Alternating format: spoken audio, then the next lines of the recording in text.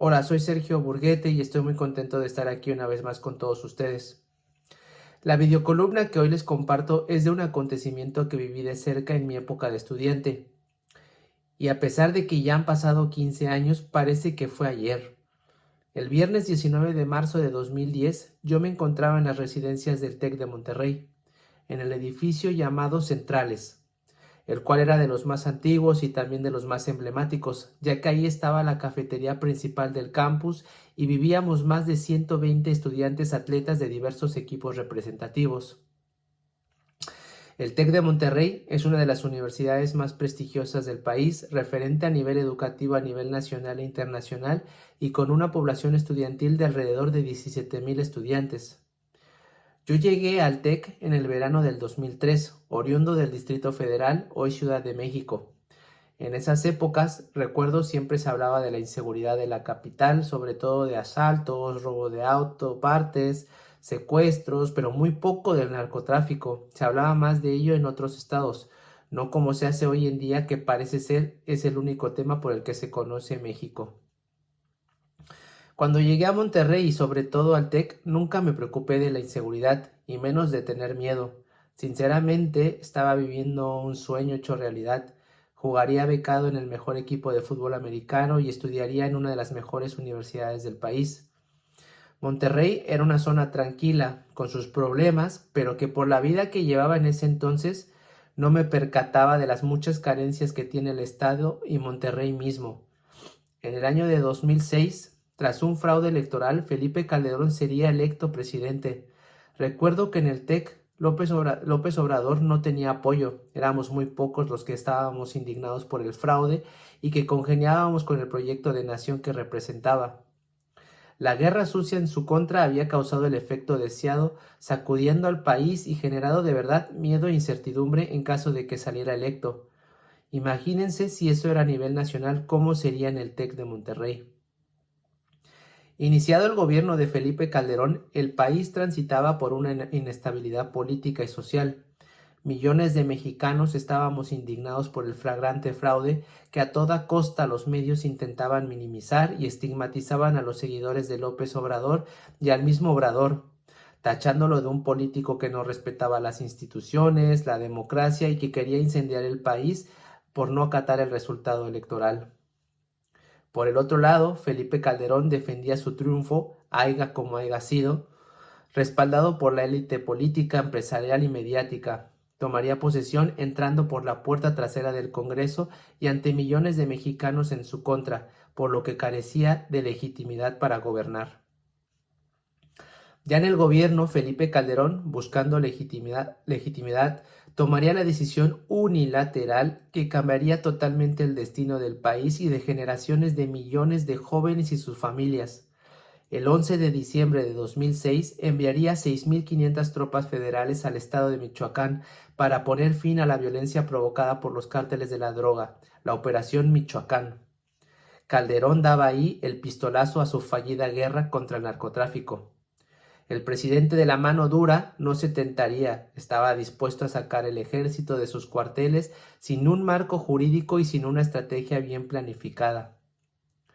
Al principio de su estúpida guerra no existía claridad en qué consistiría, por lo que el gobierno federal, a través de los medios y de sus conductores, bombardeaban al país de mensajes de apoyo a esta estrategia de seguridad, aplaudiéndola y declarando a Felipe Calderón como todo un gran estadista, y al mismo tiempo firmaban un pacto de silencio con la finalidad de cuidar la información transmitida.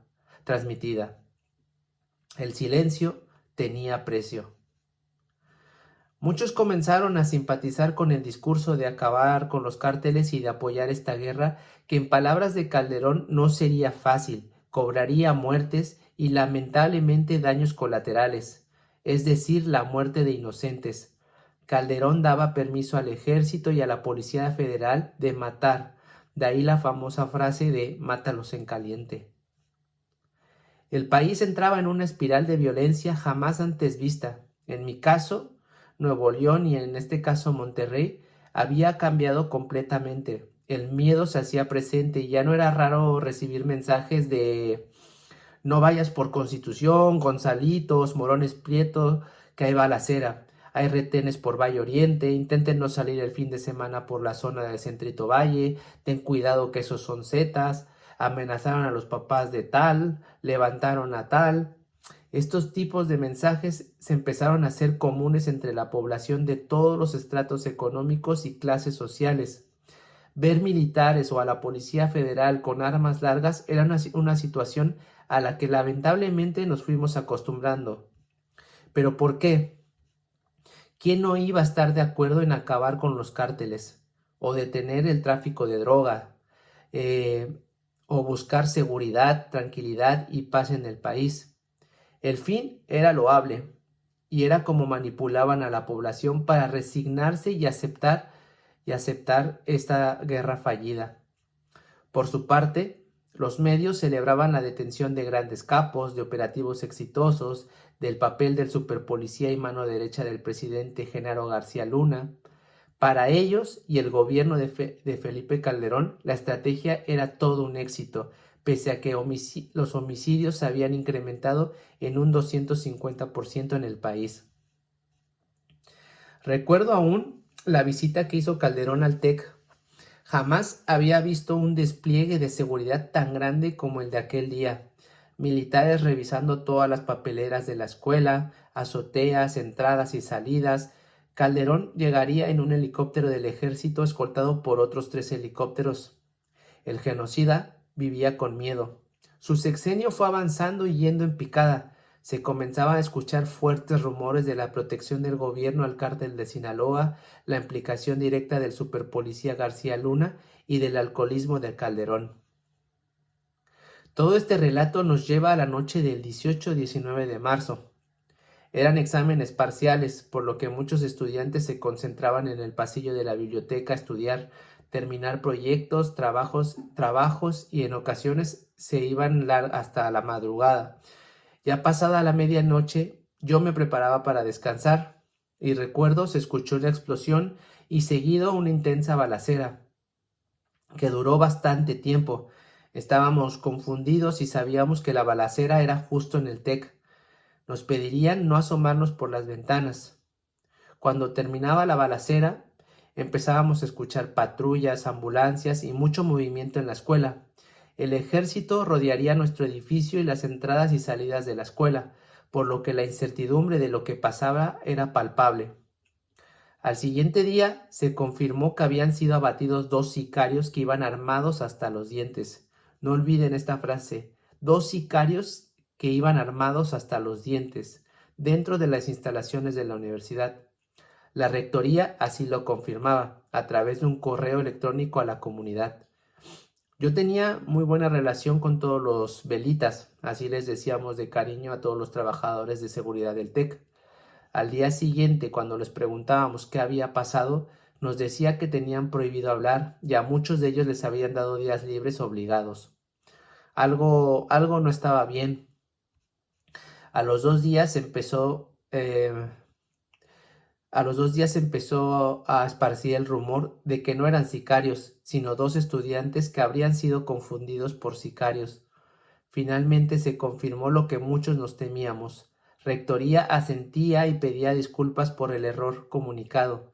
El 19 de marzo, Jorge Mercado y Javier Arredondo, 2 estudiantes de excelencia y compañeros, habían sido asesinados por el ejército mexicano. La indignación crecía cuando se supo que les habían plantado armas, golpeado y rematado dentro de las instalaciones de la universidad. Los días siguientes, el silencio imperaba. Era como si se estuviera en un estado de shock. Las autoridades escolares daban la impresión de no saber cómo manejar la situación y guardaban silencio, disfrazado de algunas entrevistas o desplegados mediáticos. El 23 de marzo, el rector Rangel Sostman daría un discurso en el cual pedía mirar hacia el futuro y construir un México seguro, pero nunca criticó la estrategia federal ni cuestionó al presidente Felipe Calderón, que no tuvo la decencia ni la vergüenza de pedir una disculpa pública de parte del Estado mexicano. Fue hasta 2019 que en voz de la secretaria de Gobernación, Olga Sánchez Cordero, se pidió una disculpa pública a los padres de Jorge y Javier. Este hecho marcó un antes y un después en el TEC de Monterrey. Esto era solo una gota del diluvio que azotaba a la República. El país se había convertido en una auténtica zona de guerra iniciada por un presidente que hoy vive en España dando consejos de seguridad, democracia y Estado de Derecho. Y peor aún, el que había sido victoriado por el gobierno mexicano, el gobierno estadounidense y los medios de comunicación, el superpolicía Genaro García Luna, sería sentenciado a 38 años de prisión por haber protegido al cártel de Sinaloa. Teníamos un narcogobierno y sus consecuencias las seguimos viviendo hoy en día. Afortunadamente la estrategia cambió a partir del 2018. Me despido de ustedes triste y con mucha indignación, porque quizá pude haber hecho más en aquel entonces y no lo hice. Hoy ya no están Jorge y Javier con nosotros, y solo espero que sus familias hayan encontrado la fuerza, la paciencia y serenidad para afrontar esta desgracia. Desde aquí les mando un abrazo y una disculpa. A los que escuchan les pido como siempre reflexionen y que veamos cuál ha sido el papel de nuestros gobiernos y de aquellos que han callado o aplaudido por dinero. Hoy ya no está el PAN, pero están los mismos conductores, medios, que también fueron cómplices de esta fallida guerra y que hoy lucran, mienten y manipulan con la tragedia para velar por sus intereses. Les agradezco que hayan escuchado, que compartan, comenten y de ser posible suscribirse al canal. Y también les invito a que me manden por un mensaje de qué tema les gustaría que tratara. Nos vemos pronto y gracias.